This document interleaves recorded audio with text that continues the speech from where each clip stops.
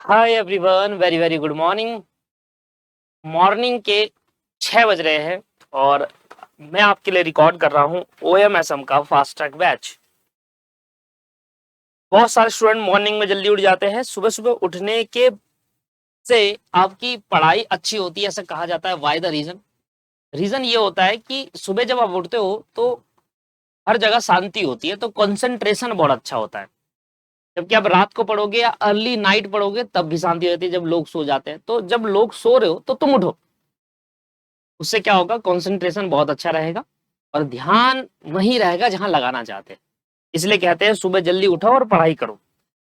आइए दोस्तों, आज की क्लास के अंदर मैं आपको पढ़ाने जा रहा हूं दो question, question number 47, question number 48, और हम इस चैप्टर को खत्म करेंगे। ये टाइम से रिलेटेड क्वेश्चन है, जो कि एक बार इनकी भी रिवीजन होनी चाहिए, जिससे आपको टाइम से रिलेटेड जो क्वेश्चन है उनको करने का तरीका आपको पता चल जाए।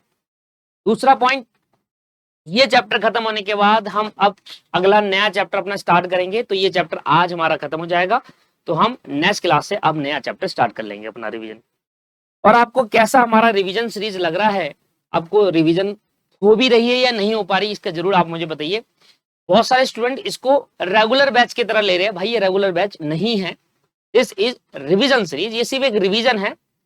इसका बैच का पर्पस आपको रिवीजन कराना है, आपको वो सारे कॉन्सेप्ट जो आपने पहले पढ़े थे उसका एक बार रिवीजन रिवाइज करवाना इस बैच का पर्पस है। इसको रेगुलर बैच की तरह ना ले। कई सारे स्टूडेंट मुझे मैसेज करते हैं कि सर आपके जो फास्ट ट्रैक चल रहा है क्या वो पेपर के लिए इनफ है? नहीं है दोस्तों, इनफ नहीं है। मैं फिर बार बार यही कहता हूं कि ये रिवीजन है। रिवीजन रिवीजन का मतलब होता है कि आपने पहले एक बार कोर्स कंप्लीट कर लिया है, उसके बाद आप एक बार पूरे कोर्स का रिवाइज करना चाहते हो, तो आप ये क्लासेस स्पीड से देख सकते हैं, उसको रिवीजन कहते हैं। चलिए, तो ये सिर्फ फास्ट ट्रैक बैच से पढ़ना इनफ नहीं होता, पेपर के अंदर बहुत प्रैक्टिस करनी पड़ती है। प्रोफेशनल कोर्स है, छोटे मोटे कोर्स नहीं कर रहे हैं, आप बड़ा कोर्स कर रहे हैं। 47 question and 48 question based on time है। 49 क्वेश्चन आपको खुद से करना है, और जो मेरे पेड स्टूडेंट है, ये मैंने पेड में भी नहीं कराया था, ये 49 क्वेश्चन आपको खुद से ही करना है। ठीक है जी, चलिए तो देख लीजिए आप। How simulate time. देखिए आगे ना, पहले की सिमुलेशन अब किसका करना है? टाइम का। Can be use to gain a knowledge of interference of two assembly activity in an aircraft assembly operation. ये एयरक्राफ्ट है और उस एयरक्राफ्ट में कुछ दो एक्टिविटी होती है। दोस्तों क्या है ये दो एक्टिविटी, क्या है हमें इसके बारे में नहीं समझना। हमें सिर्फ ये जानना है कि एक एयरक्राफ्ट है और उसके अंदर दो एक्टिविटी होती है, एक एक्टिविटी ए होती है और एक एक्टिविटी बी होती है। कहता है एक्टिविटी ए जो है वो प्रीसीड एक्टिविटी है बी की। इसका मतलब जो ए एक्टिविटी है वो पहले होगी, और जब वो कंप्लीट हो जाएगी तो बी एक्टिविटी स्टार्ट होगी। इसका मतलब ये दोनों आपस में इंटरडिपेंड है। पहले ए एक्टिविटी चलेगी, फिर जब वो कंप्लीट हो जाएगी देन बी स्टार्ट होगी। एक प्रोसेस है। जब बी खत्म हो जाएगी फिर दोबारा ए स्टार्ट होगा, फिर ए खत्म होगा फिर बी स्टार्ट होगा। तो ए के खत्म होने पे बी स्टार्ट होगा, बी के खत्म होने पे वापसी ए स्टार्ट होगा। तो इस तरीके से काम चलेगा। तो बी डिपेंड है किस पे? ए पर। ए जब खत्म होगा तभी बी को स्टार्ट कर पाएंगे, इसलिए लिखा है ए प्रीसीड एक्टिविटी है बी की। एन इन्वेंट्री में accumulate between the two activity. Inventory accumulate की जा रही है दो एक्टिविटी के बीच में with the use of random number. ये कुछ रैंडम नंबर उनके समय दे रखा है। A simulation sample of performing time yield value so in a minute accompanying table. बाकी फालतू की बातें लिखी है। एक्टिविटी ए में कितना टाइम लग रहा है, रैंडम नंबर ये दे रखे हैं, इसका कोई यूज नहीं है। टाइम का यूज हमें यहाँ पर देखने को मिलता है। एक्टिविटी बी में कितना टाइम लग रहा है वो आपको दे रखा शुरू से लेकर। पहले लगता है 0.5 मिनट्स, फिर 0.4 मिनट, 0.4 मिनट, 0.9 मिनट, इस तरीके से एक्टिविटी बी का टाइम और एक्टिविटी ए का टाइम दे रखा है। इस बात का ध्यान रखिएगा, जब एक्टिविटी ए खत्म होगा, उसका काम खत्म हो जाएगा, तब एक्टिविटी बी स्टार्ट होगा। राइट? अगर एक्टिविटी ए काम कर रहा है तो एक्टिविटी बी को तब तक वेट करना होगा जब तक एक्टिविटी ए का काम खत्म ना हो जाए। इस बात का ध्यान रखिएगा, ये इंपॉर्टेंट चीज है जो आपको यहां पर समझनी है। दोबारा बोलता हूं, एक्टिविटी ए जब तक काम कर रहा है तब तक एक्टिविटी बी को वेट करना होगा। एक्टिविटी बी को वेट करना होगा, क्योंकि उसके काम खत्म होने के बाद एक्टिविटी बी का काम स्टार्ट होगा। क्योंकि प्रोसेस है, पहले एक्टिविटी ए से निकलेगा प्रोसेस, फिर जब हाँ पूरा प्रोसेस कंप्लीट हो जाएगा एक्टिविटी ए का, फिर बी का प्रोसेस चालू होगा। तो एक्टिविटी ए के खत्म होने के बाद एक्टिविटी बी स्टार्ट होता है। जब तक एक्टिविटी ए काम करेगा तब तक एक्टिविटी बी को वेट करना पड़ेगा उसके काम को खत्म होने के लिए। जब वो खत्म होगा फिर स्टार्ट। ये एक्टिविटी ए का समय दे रखा है काम करने का, वो एक्टिविटी बी का समय दे रखा है काम करने का, करीब 9 पार्ट्स के।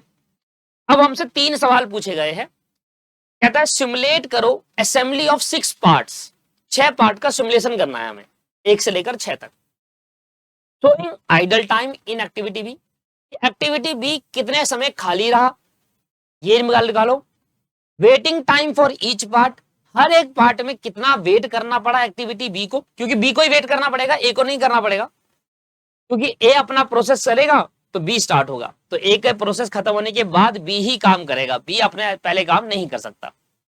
And the number of part waiting, कितने पार्ट में उसको वेट करना पड़ा, कितना वेट करना पड़ा और कितनी देर खाली बैठना रहना पड़ा, ये सब बताना है बी के पॉइंट ऑफ व्यू से।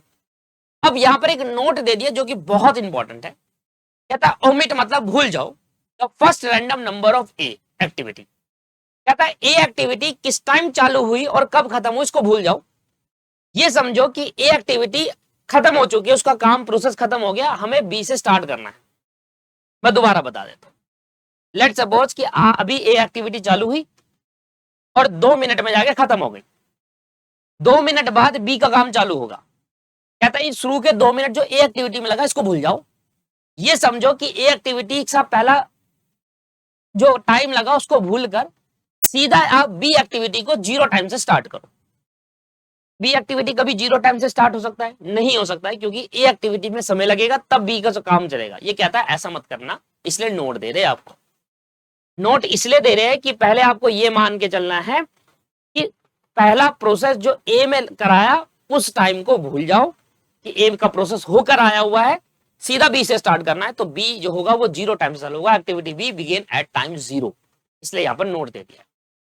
मेरी बात समझ पा रहे हो आप? ए के जो समय लगा, क्योंकि कहानी है कि बी तभी स्टार्ट होगा जब ए एक्टिविटी खत्म होगी। अब ए एक्टिविटी खत्म होने पर कुछ ना कुछ तो समय लगेगा, कह रहा वो भूल जाओ, आप उसको भूल जाओ, ओमिट कर जाओ। ठीक है, ए एक्टिविटी का पहला रैंडम नंबर, ये सारे रैंडम नंबर दे रखे हैं, ये सारे रैंडम नंबर दे रखे हैं, तो ये आपके पास रैंडम नंबर है, ये है दूसरा, तीसरा, चौथा, पांचवा, क्योंकि पहला रैंडम नंबर भूल जाने को बोल रहा है उसने। यहां से पहला चालू हुआ है ए बी का, तो कहता है बी को स्टार्ट करो 0 से, कि समझो कि बी 0 से स्टार्ट हुआ है, ए कुछ ना कुछ स्टार्ट होकर आया होगा, पर बी को 0 से स्टार्ट करके फिर कहानी स्टार्ट कर दो। ये था पहला पॉइंट। और दूसरा और तीसरा की बात कर रहा है, कहता है what was the average length of waiting line ahead of be in numbers of unit निकालना है, and what is the average output per hour. तो आपको वेटिंग एवरेज वेटिंग टाइम निकालना है उसका, और एवरेज आउटपुट पर आवर निकालना है। ये सभी चीज किसकी होनी चाहिए? बी से रिलेटेड है। इसलिए हम टेबल जब एक बनाएंगे सिमुलेशन टेबल, उसके अंदर हम सिर्फ और सिर्फ बी की कहानी ही लिखेंगे, क्योंकि हमसे सारी इंफॉर्मेशन बी की पूछी गई है। तो ए से हमें कोई मतलब नहीं होने वाला, बट ए का कुछ ना कुछ इंप्लीकेशन रहेगा। टेबल यहां पर बनाई हुई है, बट मैं इस टेबल का यूज नहीं करूंगा क्योंकि फिर दिखाकर सही नहीं रहता। एक लाइन आपको पढ़ा देता हूं, ये लाइन आप लिख लेना। Our interest line in activity B, हमारा इंटरेस्ट बी एक्टिविटी से रिलेटेड है, जो कि हमें क्वेश्चन में बी से बारे में ही पूछा गया है कि भाई वेटिंग टाइम क्या है बी का, पहले मैंने पूछा कितना टाइम वेट करना पड़ा, कितना टाइम खाली बैठना पड़ा, कितना नंबर ऑफ पार्ट्स में वेट करना पड़ा, है ना। तो सीधा किसका पूछा है? सिर्फ बी का, तो हमारा इंटरेस्ट बी में है, इसलिए जब हम टेबल बनाएंगे तो वो सिर्फ बी के पॉइंट ऑफ व्यू से होगा, ए के पॉइंट ऑफ व्यू से नहीं होगा। ये लिखा हुआ है इस पॉइंट के अंदर, आप एक बार पढ़ लीजिए। और आइए मैं आपको टेबल बनाकर दिखा देता हूं। सर क्वेश्चन सिंपल होता है सिमुलेशन का, बस समझ आना चाहिए। अगर आपको क्वेश्चन समझ ही नहीं आया ना, तो आप क्वेश्चन नहीं कर पाएंगे फिर। अब ये क्वेश्चन आपको समझ में आया, अब देखना मैं आपको कराऊंगा तो आपको बहुत ईजी लगेगा। तो टेबल एक बना लेते हैं और उस टेबल में कुछ पॉइंट्स है वो लिख लेते हैं। हमें कह रहा है भाई 6 पार्ट की टेबल बनानी है आपको। कितने पार्ट की बनानी है दोस्त? 6 पार्ट्स की टेबल बनानी है। तो पहला पहला आता है हमारे पास पार्ट नंबर।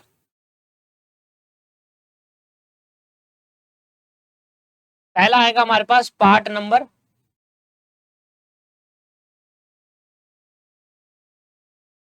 ये पार्ट नंबर हो गया। दूसरा आएगा part available for activity B.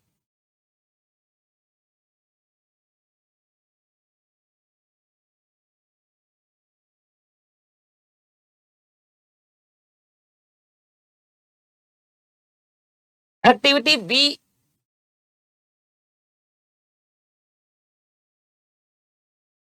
Begin time, कब स्टार्ट हुआ,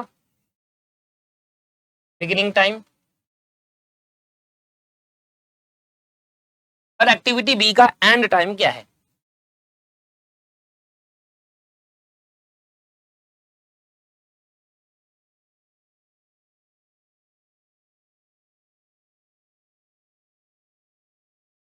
अब यहां पर जो पूछा था वो एक्टिविटी बी का आइडल टाइम क्या है।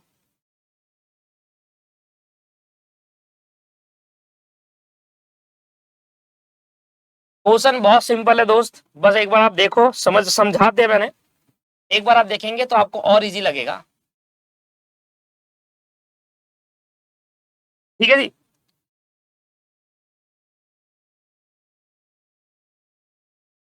वेटिंग टाइम कितना है,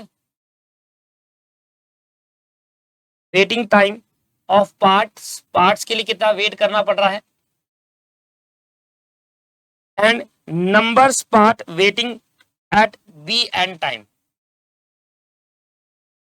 सर ये क्या है अभी बताता हूं। Numbers parts waiting at B end time. अच्छा, कई बार स्टूडेंट को प्रॉब्लम आती है कि सर ये जो आपने लिखा है, मैं आप समझ जाता हूं, मैं भी एज अ स्टूडेंट रहा हूं, तो मुझे भी पता चलता है कि यार कहाँ स्टूडेंट को प्रॉब्लम एक्चुअल में आ सकती है। सर ये आपने कैसे सोचा, ये आपने कैसे सोचा। देखिए, इसको सोचने का तरीका कोई भी नहीं सोच सकता, पहली बात तो। ये होता है बाई प्रैक्टिस, पहली बात। राइट, प्रैक्टिस का मतलब कि यार मैं इस क्वेश्चन को अगर 3 से 4 बार करके जाऊं और इसी टाइप का पेपर में क्वेश्चन पूछे तो आपको ये याद रहेगा। ऐसा इनिशियली कोई ये नहीं सोच सकता कि यार ये कहां से पूछे जाते हैं। कुछ कुछ आप पार्ट सोच सकते हो, जैसे कि आपने देखा कि भाई पार्ट नंबर जो हमसे पूछा था ये आप लिख सकते हो। इसके बाद part available for activity B, क्योंकि ए पार्ट, पार्ट जो पहले ए में जाएगा, ए एक्टिविटी में जाएगा, वहां काम होगा, फिर तभी तो पार्ट बी एक्टिविटी के लिए आएगा। तो पार्ट्स है जो पहले ए एक्टिविटी में जाता है, फिर वो अवेलेबल होता है बी एक्टिविटी के लिए जब ए एक्टिविटी खत्म हो जाती है उस पार्ट्स में। तो बी एक्टिविटी के लिए कितने पार्ट अवेलेबल रहा, बी एक्टिविटी कब स्टार्ट हुई, एंड कब हुआ, बी एक्टिविटी खाली कब रही।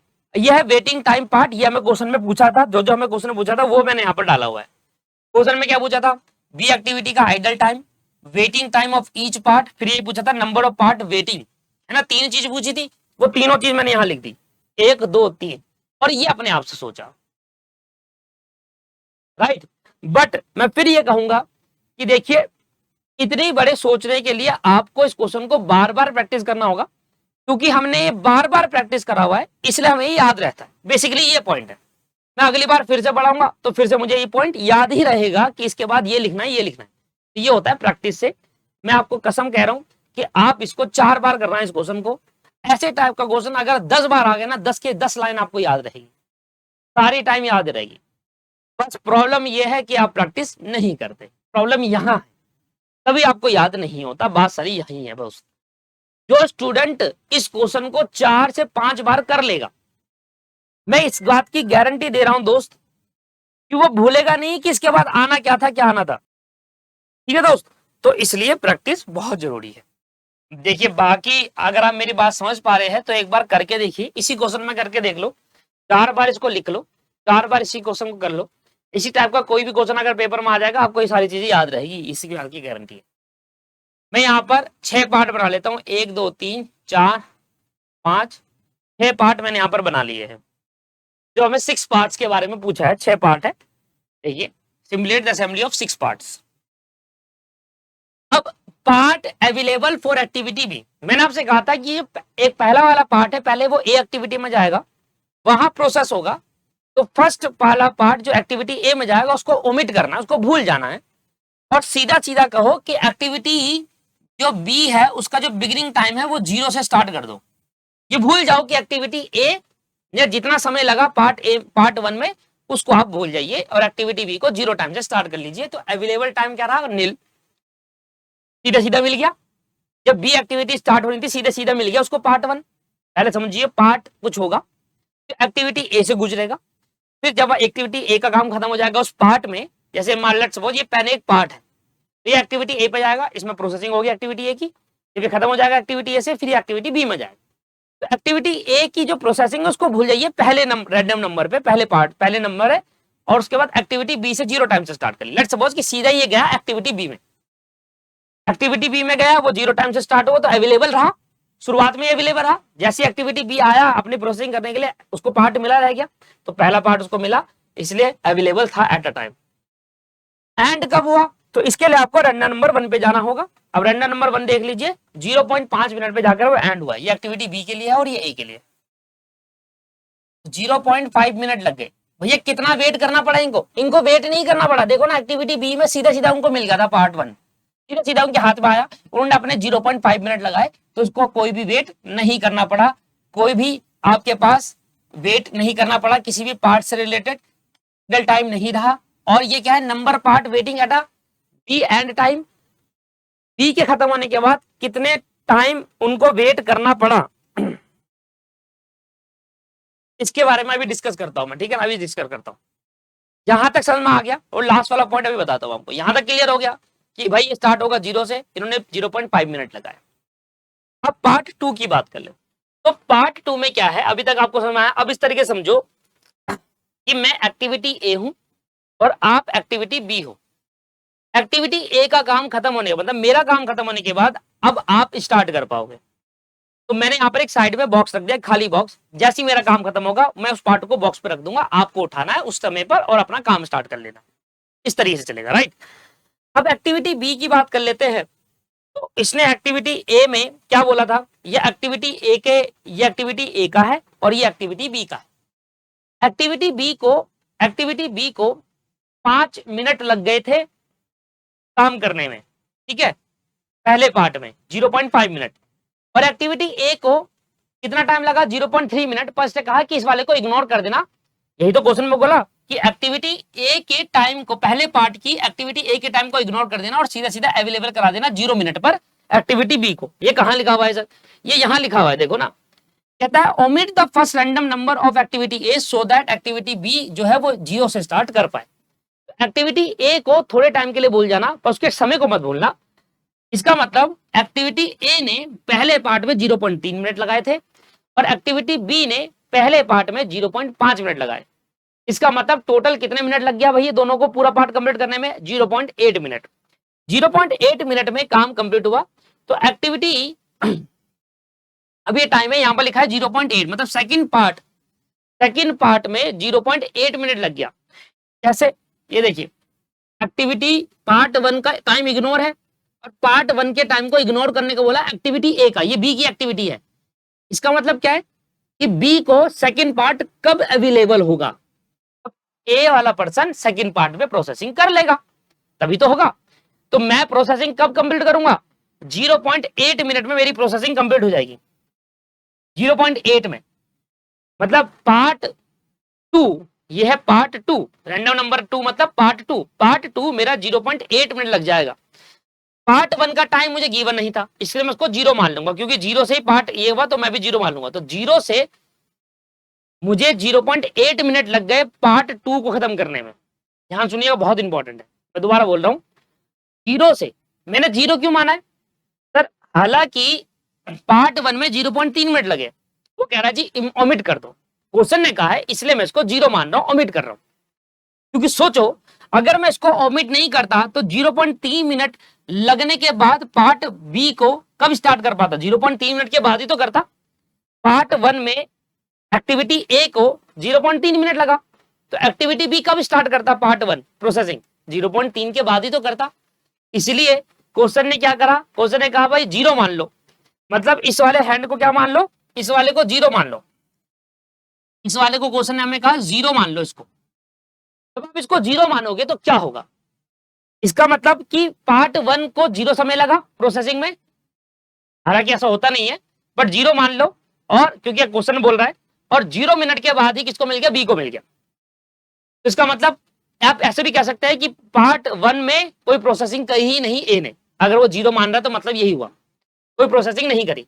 तो मतलब 0 से अब पार्ट 2 में कितना समय लगेगा 0.8, तो 0 से 0.8 में मतलब मैं 0.8 पे खत्म कर दूंगा ना पार्ट 2। इसलिए मैं कह रहा हूं बार बार समझ लो कि यहां पर 0.8 आएगा सर, कहां पर, यहां पर 0.8 क्यों आया, क्योंकि एक्टिविटी ए को 8 मिनट लगते हैं, 0.8 मिनट लगते हैं पार्ट 2 की प्रोसेसिंग कंप्लीट करने में। और जब मुझे 0.8 मिनट लगेंगे पार्ट 2 की प्रोसेसिंग कंप्लीट करने में, तभी मैं खाली बॉक्स पे रख पाऊंगा, तभी आपके लिए अवेलेबल होगा, तभी तो होगा।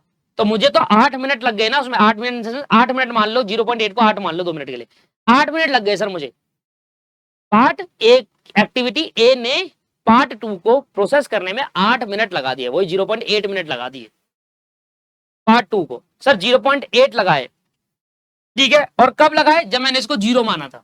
अभी आप समझ नहीं आ रहा ना कि 0 प्लस 0.8 टोटल होगा 0.8।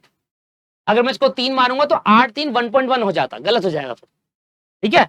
तो 0 माना है पार्ट 1 को, इसलिए 0.8 आया, नहीं तो चेंज आया था। 0.8 मिनट मुझे लगा, सुनना आप आगे कहानी। 0.8 मिनट में मैंने पार्ट 2 प्रोसेस करा, मैंने आपके हैंड पे रख दिया, आप रुके। क्यों रुके, आपका काम खत्म हो गया था 0.5 में, और मेरे को लग रहा है 0.8 मिनट पार्ट 2 की प्रोसेसिंग में, तो आपको 3 मिनट रुकना नहीं पड़ा। यहां पर देखो, आपने 0.5 में अपना काम कर दिया था, अभी मैं काम कर रहा हूं, क्योंकि मेरे को अभी 0.3 मिनट और लगेंगे, तो मेरे को अभी 0.3 मिनट और लगे, और 0.8 में मेरा काम कंप्लीट हुआ, तो मैंने आपको हैंड में अवेलेबल करा दिया पार्ट 2 कि आप प्रोसेसिंग कर लो। तो आपको 3 मिनट रुकना पड़ा, 0.3 मिनट आपको वेट करना पड़ा, आइडल रहा आपका समय, आपका आइडल टाइम रहा 0.3 मिनट का, क्योंकि आपने वेट किया पार्ट 2 के अवेलेबल होने के लिए, और पार्ट 2 अवेलेबल है 0.8 मिनट में, जबकि आपका काम 0.5 में खत्म हो गया था। अब पार्ट 2 अवेलेबल हुआ, जैसे अवेलेबल हुआ आपने काम स्टार्ट कर दिया, आपने काम में स्टार्ट करा, तो आपको कोई वेट नहीं करना पड़ा, आपको कोई वेट नहीं करना पड़ा, करना पड़ा वेट। जैसे आपका काम खत्म हुआ, आपने वेट करा, खाली बैठे रहे 0.3, तो पार्ट्स के लिए तो कोई वेट नहीं करना पड़ा, पार्ट्स के लिए पार्ट्स के लिए कोई वेट नहीं करना पड़ा। सर ये कैसे, आपने वेट करा तो है, ये चीज अलग है, ये चीज अलग है। 2 मिनट दो, अभी और समझाता हूं अगले वाले प्रोसेस पे, इस वाले दोनों को चीजें समझाता हूं। एक होता है खाली समय, खाली समय का मतलब आप फ्री बैठे थे, आपको वेट करना पड़ा कि प्रोसेस ए, एक्टिविटी ए कंप्लीट करेगा अपना काम, तो मैं स्टार्ट कर पाऊंगा, तो इसको बोलते हैं आइडल टाइम। उस टाइम आप खाली बैठे रहे, ये आइडल टाइम वो है। ये है waiting part, waiting time for a part, part को वेट करना पड़ा, पार्ट को, मतलब आपके पास समय नहीं था, पार्ट यहां पर खाली पड़ा हुआ था, आप अपना काम कर रहे थे दूसरे प्रोसेस में, तो पार्ट वेट कर रहा है। ऐसा हुआ कहीं यहां पर कि पार्ट को वेट करना पड़ा, नहीं। जैसे आप, क्योंकि मैं अगर पार्ट के लिए इंतजार कर रहा हूं, तो पार्ट का थोड़ा वेट करना पड़ेगा। दो है, एक एक्टिविटी बी वेट कर रही है पार्ट आने का, और एक पार्ट वेट कर रहा है, जो एक्चुअल पार्ट है वो वेट कर रहा है एक्टिविटी बी मुझे उठाए और प्रोसेसिंग स्टार्ट करे। तो अगर एक्टिविटी बी वेट कर रही है पार्ट कब आएगा, मैं करूं कब काम करूं, उसको बोलते हैं आइडल टाइम। और एक होता है पार्ट वेट कर रहा, पार्ट रखा हुआ है पर कोई उठा ही नहीं रहा उसको प्रोसेस करने के लिए, उसको वेट करना पड़ गया कि एक्टिविटी बी कब उठाएगा, उसको बोलते हैं waiting time of part, part को वेट करना पड़ गया, राइट। अभी पार्ट को वेट नहीं करना पड़ा, क्योंकि भाई आप इंतजार में बैठे थे कब बॉक्स में रखेगा एक्टिविटी ए और कब मैं उठाऊं, तो जैसे ही उसने बॉक्स में रखा आपने उठा लिया, इसका मतलब पार्ट को कोई वेट नहीं करना पड़ा, राइट। चलो अगला आ जाता है।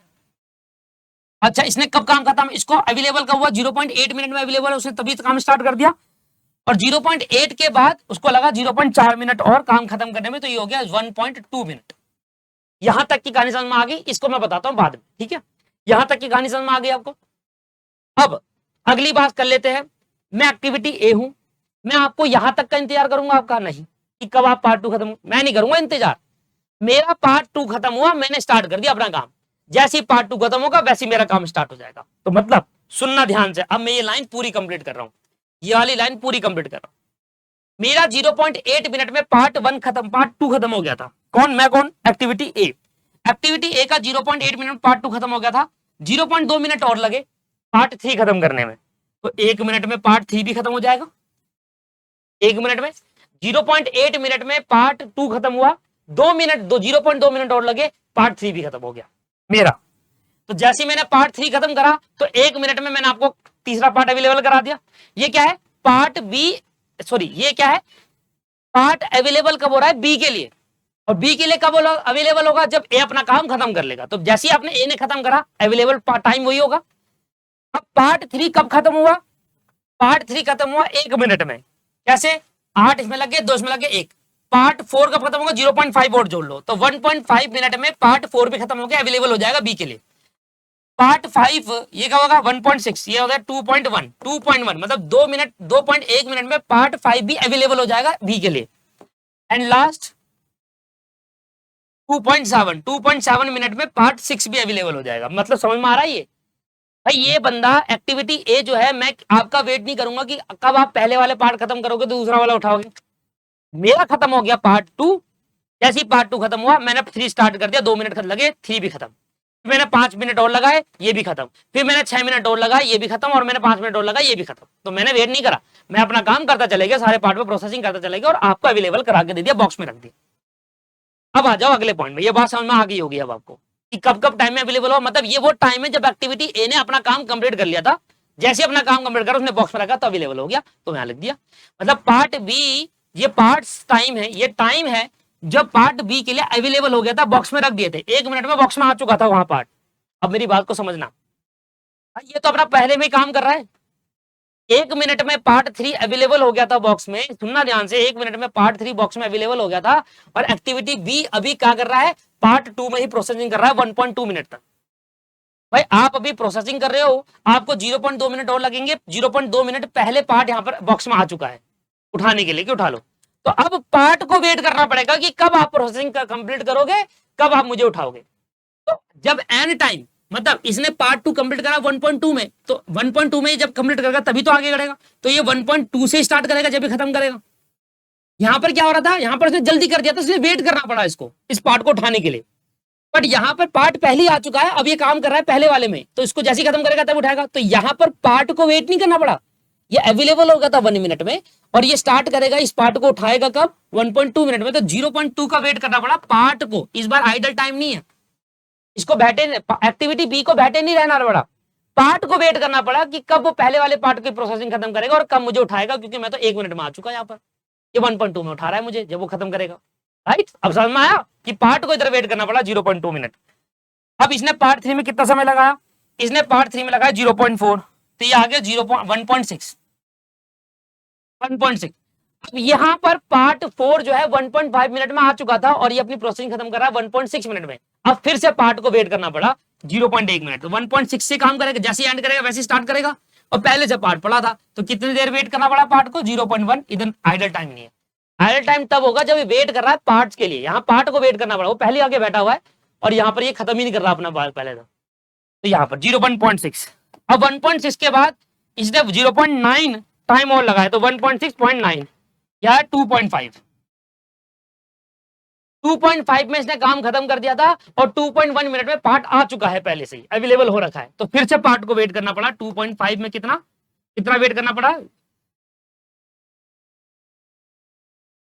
0.4 मिनट वेट करना पड़ा। No idle time, idle time तो तब होगा जब एक्टिविटी बी वेट करेगी। 2.5 मिनट लग गए, अगला वाला 0.4 और जोड़ता हूं तो 2.9 हो जाएगा। 2.9 यहां पर आएगा, 2.9 और फिर से वेट करना पड़ा, वो पहले आके बैठा हुआ है, कितना 0.2 मिनट। नो आइडल टाइम, इसको कितना लग गया 2.9 से 6 और जोड़ दो, 3.5 मिनट लगा।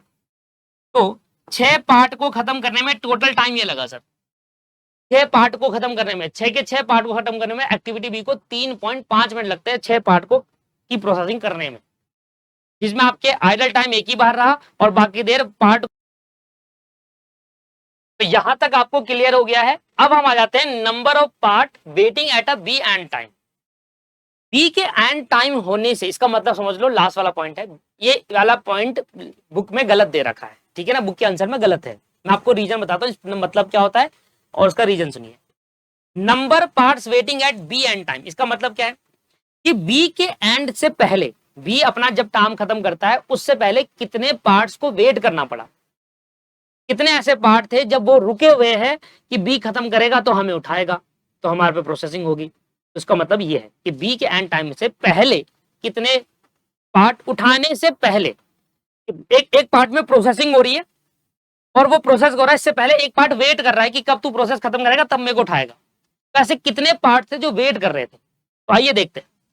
पहला वाला क्या हुआ, पहले वाले में कोई वेटिंग नहीं थी, क्योंकि जब बी का एंड खत्म हुआ, बी का एंड खत्म हुआ तो बी को वेट करना पड़ा था, पार्ट को नहीं, क्योंकि पार्ट अवेलेबल हो रहा 0.8 में, बी खत्म हो चुका था, बी ने अपना काम खत्म करा था 0.5 में।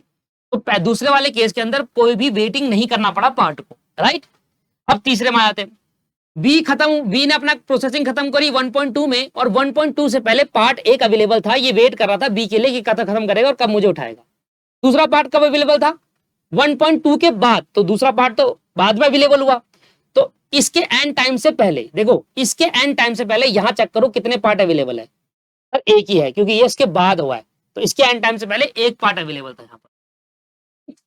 क्लियर हुआ, आ जाओ। इसके एंड टाइम से पहले देखो कितने पार्ट अवेलेबल है, 1.5, एक तो ये पार्ट अवेलेबल है, इसके तो उठा लिया, इसको तो प्रोसेसिंग कर ली, वो तो कर लिया ना 1.2 में, तो और ये तो उसके बाद हुआ है, तो इस वाले पे भी कितना अवेलेबल हुआ, एक अवेलेबल हुआ। इधर आ जाओ, इस टाइम से पहले कितने पार्ट अवेलेबल थे, सर ये वाला पार्ट अवेलेबल था, ये 2.7 है, मतलब इसके बाद अवेलेबल हुआ होगा। इस टाइम से पहले कितना अवेलेबल था, सर ये था, सर ये भी तो अवेलेबल है, अरे इनकी तो प्रोसेसिंग चल रही है ना, जो चल रही है प्रोसेसिंग उसको नहीं, जो वेट कर रहे हैं इसके अवेलेबल होने का। तो इधर भी एक था, तो बुक ने यहाँ पर 2 लिखा हुआ, ये गलती है बुक की, बुक ने यहाँ पर भी 1 लिखा हुआ, यहाँ पर ही बुक गलत है, तो बुक में ये वाली लाइन, लास्ट वाली लाइन गलत है, उसको फॉलो ना करें, राइट।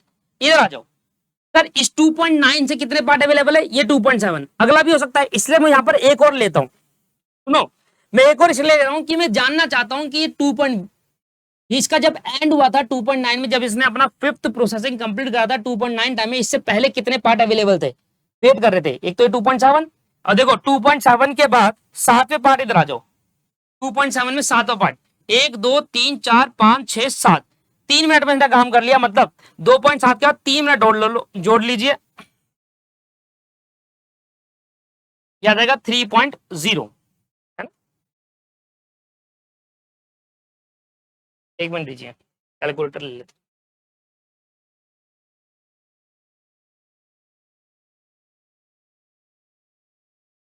यहाँ गलती कर दी, रुक जाओ, यहाँ गलती हुई है, यहाँ पर इस वाले पॉइंट पे भाई 2.1 मिनट में 5वां पार्ट खत्म हुआ, और 2.1 के बाद 1 2 3 4 5, और याद आएगा 2.6 यहाँ पर 2.1 में 2.1 मिनट में 5वां पार्ट खत्म हुआ, छठा पार्ट के लिए 0.5 मिनट लगे तो 0.6 आया, और 7वें पार्ट के लिए 3 मिनट और लगे तो 2.9 आया। अब इधर देखो आगे वाला मैंने क्यों सॉल्व करा है, आगे वाला मैंने इसलिए सॉल्व किया है कि मैं ये जानना चाहता हूं कि ये 2.9 इसके एंड टाइम से पहले कितने पार्ट वेट कर रहे थे, देखो एक और ही तो, अब आया ना 2.9 से एक्सीड तो नहीं कर रहा, तो इस वाले में जब तक ये एंड नहीं होता, जब तक इसने, सुनो, जब तक एक्टिविटी बी 5वें पार्ट पे प्रोसेस कर रही थी, उससे पहले 2 पार्ट और वेट कर रहे हैं इसकी प्रोसेसिंग खत्म होने का, इसका मतलब यहां वाले पे 2 आएगा, यहां वाले पे 2 आएगा, इसलिए यहां पर बुक का गलत है, बुक ने यहां 1 डाला, यहां 1 डाला, यहां 1 डाला, यहां 2 और 2 डाल दिया, गलत है वो, जबकि यहां पर कोई वेटिंग नहीं कर रहा पार्ट, यहां पर एक एक पार्ट वेट कर रहे हैं, पर इस वाले में 2 पार्ट वेट कर रहे हैं, इस वाले में 2 पार्ट, थोड़ा सा और आगे करें, थोड़ा सा और आगे करते हैं एक बार, ठीक है भाई, यहां बुक का गलत है, 2.9 मिनट में पार्ट अवेलेबल हो गया था, 3.5 मिनट में इसने खत्म करा, तो ये वाला पार्ट उठाएगा 3.5 मिनट में, और 3.5 के बाद 1 2 3 4 5 6 7, 5 मिनट इसको और लगते हैं, तो ये आ गया 4.0, तो ये पार्ट 4.0 से पहले 8वां पार्ट देख लेते हैं कितना वेट कर रहा है, 1 2 3 4 5 6 7 8, 3 2.9 और 3 2.9.03, 3.2 पे 8वां आएगा, और जो 9वां पार्ट है, मैं आपको बस एक जनरल बता रहा हूं, 7, 3.2 प्लस 0.7, 3.9, सुनो इधर देखो, ये खत्म करेगा, ये दो 7वां प्रोसेस इसका कब खत्म होगा, तो 7वां तो छोड़ो, ये प्रोसेस खत्म होने के बाद 2 पार्ट वेट कर रहे हैं ये दोनों, और ये प्रोसेस खत्म करने के बाद 2 पार्ट वेट कर रहे हैं ये दोनों, तो इसके बाद भी अब यहां पर भी 2 आएगा, आगे मैं बस ये समझा रहा था, ये वाला पार्ट समझा रहा था, ऐसे इसकी जरूरत नहीं है, यहीं तक इनफ है, 6 तक बोला था, 6 तक एक एक्स्ट्रा कर लेना, ये जानने के लिए, इस वाले को फिल करने के लिए, इस वाले को फिल करने के लिए आपको एक एक्स्ट्रा चलाना पड़ेगा, बाकी इसकी नीड नहीं है, बाकी इसकी नीड भी नहीं है, ठीक है दोस्त, इसकी नीड क्यों हुई, 7वें की ये नीड हुई क्योंकि मुझे ये फिल करना था, और ये फिल करने के लिए मुझे अगले वाले का भी टाइम पता होना चाहिए वो कब कंप्लीट हुआ, तो इसके एंड होने पर ये 2 वेट कर रहे हैं, देखो 3.5 पे ये एंड होगा, सॉरी 2.9 पर ये एंड हो रहा है। एक मिनट रुक लो, गलत कर दिया क्या? 2.9 इधर फिल करना था ना, 2.9 पर ये भी वेट कर रहा है और ये भी वेट कर रहा है, तो यहां पर 2 आएगा सर, यहां आएगा 2, नीचे वाले में लग दिया, यहां पर आएगा। थोड़ा नीचे कर लेते, सुनो ना भाई, देखो ना, पांचवा बी एक्टिविटी, पांचवा प्रोसेस कब एंड करिए? 2.9, उससे पहले 2.6 पे वेट कर रहा है एक पार्ट, 2.9, 2 भी 9, मतलब ये 9 खत्म होने के बाद 2.9 जब एंड टाइम खत्म हो जाएगा उसके बाद का नहीं काउंट करा जाएगा, उतने तक काउंट किया जाएगा कि 2.9 पे तूने खत्म करा और जब तक 2 पार्ट अवेलेबल हो गए, तो इस वाले हैंड पे 2 पार्ट अवेलेबल हो गए, ठीक है। अब अगर ये फिल करना है तो आपको एक और चलाना पड़ेगा, 8वां, क्योंकि ये फिल करने के लिए आपको देखना पड़ेगा। अब 3.5 जब तक ये एंड करता, तो एक तो ये पार्ट, एक तो ये पार्ट क्या कहते हैं, वेट कर रहा है इसका कि कब ये एंड करेगा, कब मुझे उठाए, क्योंकि ये देखो इससे पहला है 3.5 से पहले, और एक और 8वां और चल ले लो, 1 2 3 4 5 6 7 8, 8 में लगता है 0.3, तो 2 के बाद ये आ गया 3.2। देखो इसके एंड होने पर इसको फिल करने के लिए मुझे अगला 2 निकाल रहा हूं बस। ये कब एंड हुआ? 3.5 मिनट में। इससे पहले 2 पार्ट वेट कर रहे हैं इसके खत्म होने का, 2.9 पर और 3.2 पर। देखो ये दोनों इससे पहले है ना, अगर 3.5 होता तो 3 पार्ट होगा, मतलब अगर नोवा भी 3.5 होता तो मैं 3 कहता कि 3.5 तक, पर नोवा 3.7 है, इसलिए ये 2 वेट कर रहे हैं यहां तक के लिए। तो बुक में आप देखोगे तो बुक में एक गलती दे रखी है इस वाले में, ये बिल्कुल करेक्ट आंसर है, बुक में गलती यहां दे रखी है, यहां पर भी 1 डाल रखा है जबकि यहां 1 नहीं आना चाहिए। ये ठीक है, ये ठीक है, ये और ये ठीक, 2 ठीक है। बाकी आपने यहां तक कुछ नहीं करना, हमें 6 तक बोला था, 6 ही तक बनाने हैं, बस मुझे ये और ये फिल करने के लिए ये एक्स्ट्रा पार्ट और ऐड करने पड़े, बस इधर सिर्फ इन दोनों को फिल करने के लिए। इसका मतलब में आ गया कि बी जब खत्म होता है उससे पहले कितने वेट कर रहे हैं, उसका इंतजार कर रहे हैं खत्म होने का, वो पार्ट उसको काउंट करेंगे। जैसे यहां पर 3.5 मिनट में खत्म कर रहा है बी, इससे पहले ये दोनों वेट कर रहे थे 7वां और 8वां पार्ट, हालांकि 6 तक बनाना है पर इसको फिल करने के लिए हमें 7वां और 8वां भी चाहिए हो, और इस तरीके से यहां पर हमारा ये खत्म होता है। सर आसान नहीं था, सही में आसान नहीं था। अब 2 चीज आपसे पूछ रहा है, एक पूछ रहा है भैया average inventory,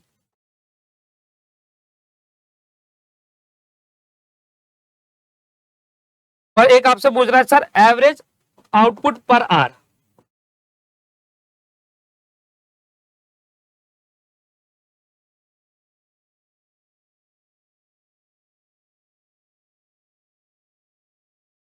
sir average output per hour निकालने के लिए आपको कुछ नहीं करना,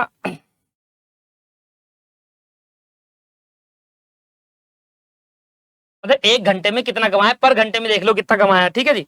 इसके बाद यहां पर आएगा एवरेज इन्वेंट्री, जिसका फॉर्मूला है टोटल वेटिंग टाइम, कितना समय लगा, और टोटल रन टाइम कितना है, टोटल वेटिंग टाइम और total run time. Sir total run time तो ये देगा 3 पॉइंट, वेट कितना है, waiting time, total waiting time और टोटल रन टाइम नहीं बताइए आप। देखिए ये तो हो गया वेट करने का टाइम, तो ये आपके पास वेटिंग टाइम आ गया यहाँ पर 0.245678 9, इसको ये गलत करा हमने, ये 3 आएगा यहाँ पर, ये हमने 2.7 लिखा था ना, तो यहाँ पर गलती है, यहाँ पर 0.3 है, देख लो ना आप।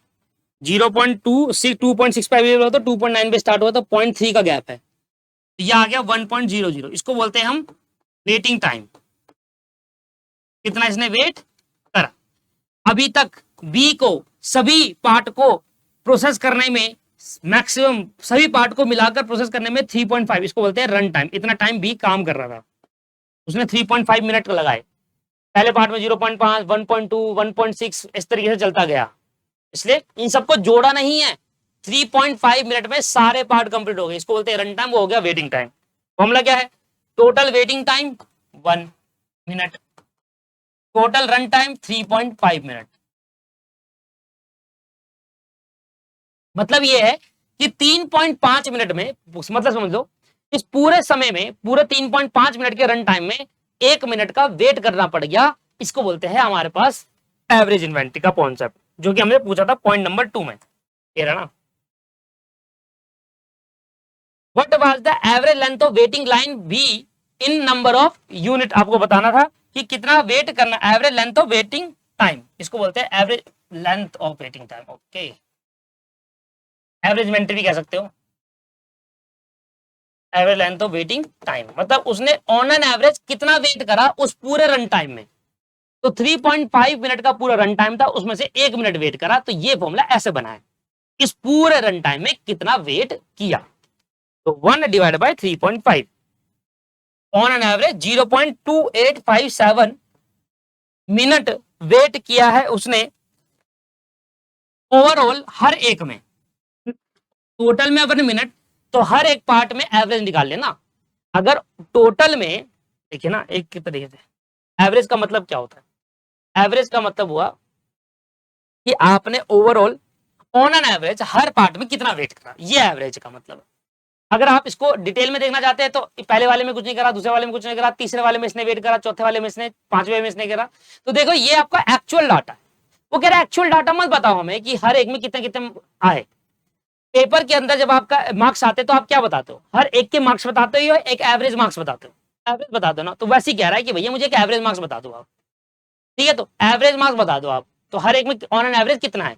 तो इसमें क्या अगर हमने इसको हमने कहा कि इतना समय लगा हर एक में, इसमें वेट करा इतना, इसमें इतना वेट करा, इस पे इतना, जब सबका अलग अलग है, ये एक्चुअल वेटिंग है, बट ऑन एन एवरेज पर पार्ट में कितना लगा, तो वह 2.85 दैट इज 2.9, तो 2.9 का ऑन एन एवरेज वेटिंग है, मतलब 0.29 का ऑन एन एवरेज वेटिंग है।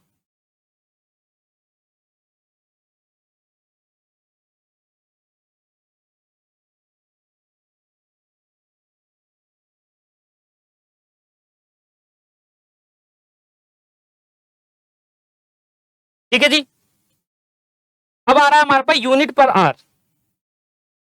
हमने कितनी यूनिट बनाई है, 6 यूनिट, टोटल कितने पार्ट हमारे पास, 6 पार्ट, तो टोटल यूनिट अपॉन में टोटल मिनट, इसको आर में कन्वर्ट करेंगे तो हमारे में टोटल 6 यूनिट बनाई। हमने टोटल कितनी यूनिट बनाई दोस्तों, 6 यूनिट बनाई, और वो 6 यूनिट बनाने में हमें टोटल कितने मिनट लग गए, 3.5 मिनट लग गए। 6 यूनिट बनाने में हमें 3.5 मिनट मिल गए, तो मेरा आंसर मिनट में आएगा। 3.5 मिनट में 6 यूनिट बनी,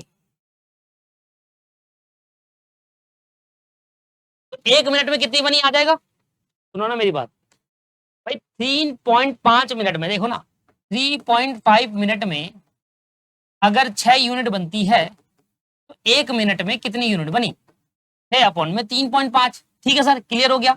तो 1 मिनट में कितनी यूनिट बनती है, 6 को अगर मैं डिवाइड करूंगा 3.5 से तो 1.714 कुछ आ रहा है, तो मतलब 1 मिनट में 1.714 7142857 इतनी यूनिट बनती है। तो अगर 1 मिनट में इतनी, तो 60 मिनट में कितनी, तो मल्टीप्लाई बाय 60 कर देंगे इसको, है ना। जैसे मैं मल्टीप्लाई बाय 60 करूंगा तो 102.85 यूनिट बनती है 60 मिनट में, मतलब 60 मिनट मतलब 1 घंटा। ये यूनिटरी मेथड है दोस्तों, जो बचपन में आपने सीखा था। तो अगर 6 यूनिट 3.5 मिनट में, तो हमने कहा 1.7142857 बनता है पर मिनट, और इसको आवर्स में कन्वर्ट करने के लिए 60 से मल्टीप्लाई करना होगा, तो इसका मतलब ये आ जाएगा 102.85 पर आवर, मतलब 1 घंटे में इतनी यूनिट बनाएंगे। सिंपल है यार। अगर किसी स्टूडेंट ने मेरी कॉस्टिंग की, कॉर्पोरेट अकाउंट की क्लास देखी है, तो वो ऐसा कराया था मैंने वहां पर, याद करो कि अगर 6 यूनिट बनती है 3.5 मिनट में, तो सर 60 मिनट में कितनी यूनिट, मल्टीप्लाई करेंगे क्रॉस, 60 को मल्टीप्लाई करेंगे 6 से, और x को मल्टीप्लाई करेंगे 3.5x, x की वैल्यू निकालने के लिए 3.5 को आगे भेज देंगे, क्या आ जाएगा x की वैल्यू, जो कि आया 102.857, जैसा आपको सही लगे। मैंने ऐसा भी कराया था, जिस स्टूडेंट ने पेड क्लास ली थी उनको पता है, मैंने ऐसे ही कराया था, ठीक है ना। चलिए, यहाँ पर ये वाला पार्ट हमारा कंप्लीट हो गया है, मतलब ये वाला क्वेश्चन हमारा कंप्लीट है। सर आसान क्वेश्चन नहीं था, सही में मुश्किल था, टाइमिंग को लेकर ना थोड़ा ध्यान देना पड़ता है चीजों के लिए। देखिए इन्होंने यहाँ पर बस एक गलती करी है, बस और कुछ नहीं, ज्यादा नहीं। ये वन आ गया यहाँ पर, ये यहाँ पर गलत है, यहाँ वन नहीं आएगा, क्योंकि यहाँ पर वेट नहीं करा पार्ट ने किसी भी, यहाँ तो खुद भी एक्टिविटी वेट कर रही थी पार्ट का। आंसर मैच कर लेते हैं। ये 0.29 और ये है 102.9 वही यूनिट पर आवर। 48 क्वेश्चन एक बार देख लेंगे। 48 को आप यही समझेंगे बिल्कुल इसी में। चलिए, The Titfit Scientific Laboratory is engaged in producing different type of high class equipment for use in science laboratory. The company has a 2 different assembly line to produce its most popular product, Pacer. The processing time for each of the assembly line is regarded as random variable is described by the following distribution. Same वैसी question है जैसे हमने आपको पढ़ाया। 2 assembly line है, assembly line 1 और assembly line 2। Processing time ये लग रहा है, कहता है use the flowing random number and generate data of processing time for 15 unit. 15 unit का आपको डाटा निकालना है, वहां पर 6 यूनिट का बोला था, यहाँ 15 यूनिट का बोला है। And compute the expected processing time for a product, और हर एक प्रोडक्ट में कितना एक्सपेक्टेड टाइम लग रहा है वो। इसके बाद for the purpose read the number vertically taking the first 2 vertically लेना है, मतलब ये आपके पास हॉरिजॉन्टल हो गया, ये आपके पास वर्टिकल हो गया, तो आपको नंबर वर्टिकली लेने हैं ऐसे ऐसे करके, ऐसे नहीं लेने horizontal. First 2 digit of the processing time of assembly 1 and last 2 digit of processing time of assembly 2। तो पहले 2 जो है, पहले 2 असेंबली 1 को डिनोट कर रहे हैं, लास्ट के 2 असेंबली 2 को डिनोट कर रहे हैं, और आपको इस तरीके से रैंडम नंबर लेने हैं। ये आपके असेंबली 1 के हो गए आगे वाले 2 डिजिट, और ये पीछे वाले 2 डिजिट आपके असेंबली 2 के हो गए। कह रहा है in the first state we assign random number interval to the processing time on each of the assemblies. बहुत सिंपल क्वेश्चन है ये, तो देखो आप यही देख लो, ये आपके पास प्रोसेसिंग टाइम हो गया 10, 11, 12, 13 और 14 का, जो आपके क्वेश्चन में दे रखा है। सेम ये बेसिक क्वेश्चन है जो हमने पहले करा था सबसे पहले, 10, 11, 12, 13, 14, ये इनकी प्रोबेबिलिटी दे दी, और इसका निकालो क्यूमुलेटिव प्रोबेबिलिटी दोनों असेंबली की। देखिए 10, 11, 12, 13, 14 ये आपके पास हो गया वो नंबर, ठीक है। ये असेंबली 1 की प्रोबेबिलिटी और इसकी फिर क्यूमुलेटिव प्रोबेबिलिटी और इसके हिसाब से रेंज हो जाएगा, सिंपल है। और सेम असेंबली 2 की प्रोबेबिलिटी, उसकी क्यूमुलेटिव प्रोबेबिलिटी और इसके हिसाब से रेंज, 0 से 19, 20 से 59, 60 से 79, 80 से 94 और 95 से 99। ये तो आप कर लोगे, बताओ कोई दिक्कत वाली बात है। अब रेंज के अकॉर्डिंग आप डाल दो, आपको क्या निकालना है, 15 आपके पास डाटा को 15 यूनिट का डाटा आपको कैलकुलेट करना है। कितने यूनिट का, 15 यूनिट का डाटा आपको कैलकुलेट करना है। तो रैंडम नंबर आपको दे रखे असेंबली 1 और रैंडम नंबर दे रखे असेंबली 2 के। देख लो दोस्त, ये आप यहीं देख लो यार, बहुत सिंपल क्वेश्चन है, आपको खुद से कर लेना चाहिए था। मुझे लगा ये टाइम वाला है, इसलिए मैंने कहा मैं करा दूंगा, बट ये तो और ही सिंपल है। इधर देखिए, ये वाला देखो, ये वाली लाइन देखना, ये वाली लाइन कितने हो गया, 3 असेंबली 1 के रैंडम नंबर, 3, 3, 6, 9, 12 और ये इधर वाले क्या है, असेंबली 1 के। तो ये लाइन मैंने यहां पर लिख दी, ये देखो 41, 74, 49, 41, 74, 49, 83, 11, 19, 83, 11, 19, इधर आएगा 19 आएगा, ये गलत है, ठीक है। 83, 11, 19, फिर 36, 94, 54, इधर देखो 36, 94, 54, राइट, समझ में आ रहा है आपको। एंड सिमिलरली और रैंडम वेरिएबल असेंबली 2 पे आ जाओ, 34, 76 और 43, 34, 76, 43, ओके, 43, 83, 15, 43, 83 और फिर गलत कर दिया 15, गलत है, 15 आएगा, ठीक है। एंड इसके बाद 0 to 45 और 15, 0 to 45, 15, क्लियर हो गया जी, बात समझ में आ गई। अब इसके बाद क्या करोगे आप, इसके बाद बचाई क्या, ये देखो इधर इतना बता देता हूं मैं आपको, बाकी तो आप कर लोगे नीचे वाला। 41 असेंबली 1 में देखो, ये असेंबली 1 का है और वो असेंबली 2 का है, ठीक है।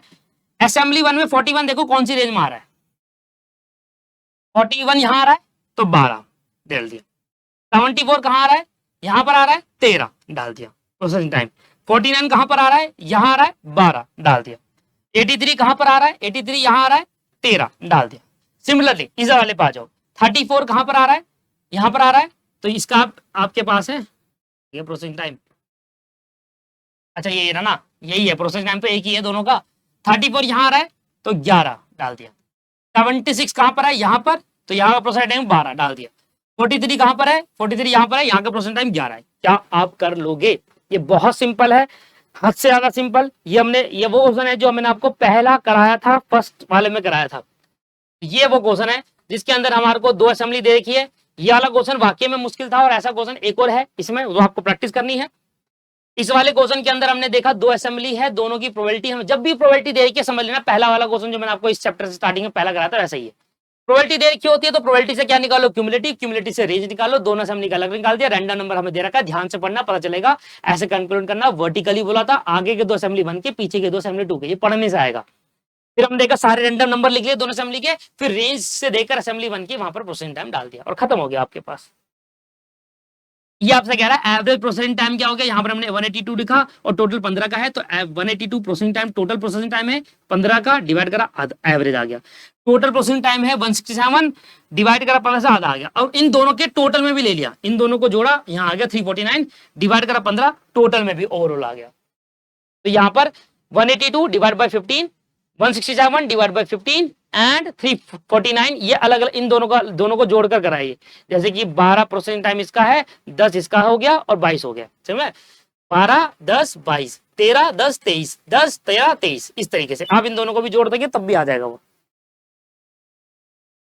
182 plus 167 349 divided by 15, total overall भी आ गया पूरे प्रोडक्ट का। प्रोडक्ट मिलकर बनता है 2 असेंबली लाइन से, असेंबली लाइन 1 और 2।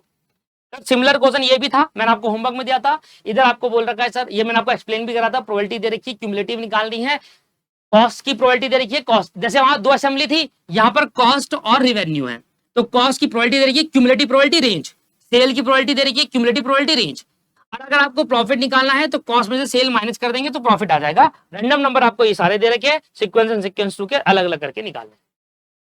सर बहुत इजी है चैप्टर, और ये चैप्टर हमारा समाप्त हुआ, ठीक है सर। मैंने बहुत सारे क्वेश्चन इसमें आपको कराए इसलिए क्योंकि ये चैप्टर इंपॉर्टेंट है, पेपर में कई बार इससे आता है, इंपॉर्टेंट है, और ऐसा क्वेश्चन आएगा तो आपके तोते हिल जाएंगे, इसलिए प्रैक्टिस मस्ट है। एक बार करोगे क्वेश्चन को, एक ही बार, मेरे अगर मैं आपको रियलिटी बताऊं, मेरे OMSM में 69 नंबर आए हुए थे जब मैंने अपने टाइम पे पेपर दिया था, और उस टाइम OMSM का पेपर वाकई में बहुत हाईवी सिलेबस होता था, बहुत मोटी बुक होती थी, ठीक है, तो मेरे 69 आए थे। एसएम मैंने नहीं पढ़ी हुई थी क्योंकि उस टाइम पे मुझे एसएम के टीचर नहीं मिले थे, ठीक, तो मुझे नहीं समझ में आया उनको क्या पढ़ाया। ओएम के टीचर वो बेस्ट थे, वो एसएम नहीं पढ़ाते, थ्योरी नहीं पढ़ाते, जनरली उन्होंने थ्योरी उड़ा दी थी।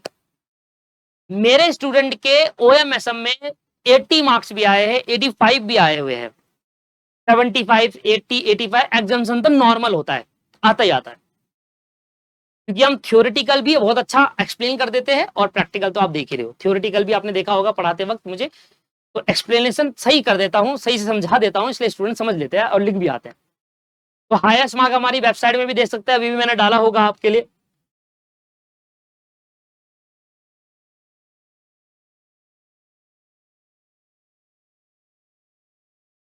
अब तो पहले नंबर पे आने लगी।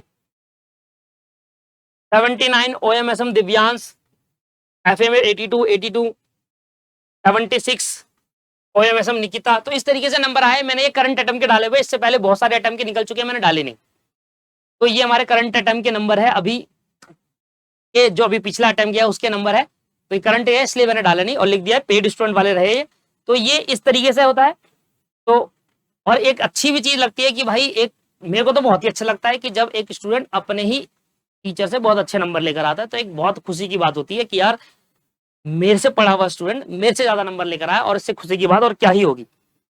तो इसलिए दोस्तों आप भी पढ़िए, ढंग से पढ़िए, प्रैक्टिस बहुत जरूरी है। अगर आप इनसे पूछे कि प्रैक्टिस कैसे करी थी इन्होंने, तो इन्होंने एक क्वेश्चन को कई बार करा है, एक बार नहीं करा, कई बार करा है, इसलिए OMSM में अच्छे नंबर आते हैं। OMSM में अच्छे नंबर तभी आएंगे क्योंकि इसको एक क्वेश्चन को कई सारी बार करना होगा, सिर्फ एक बार करने से पेपर अटेम्प्ट करोगे आपको नहीं समझ में आएगा, बाकी आपकी इच्छा है। आज की वीडियो में इतना ही करेंगे, नेक्स्ट क्लास में मिलते हैं नए चैप्टर के साथ। अगर आपको हमारी कोई क्लास लेनी है तो हमारी क्लास ले सकते हैं हमारी वेबसाइट से जाके, हमारे व्हाट्सएप पे कॉन्टेक्ट करें। Have a nice day, bye bye, take care.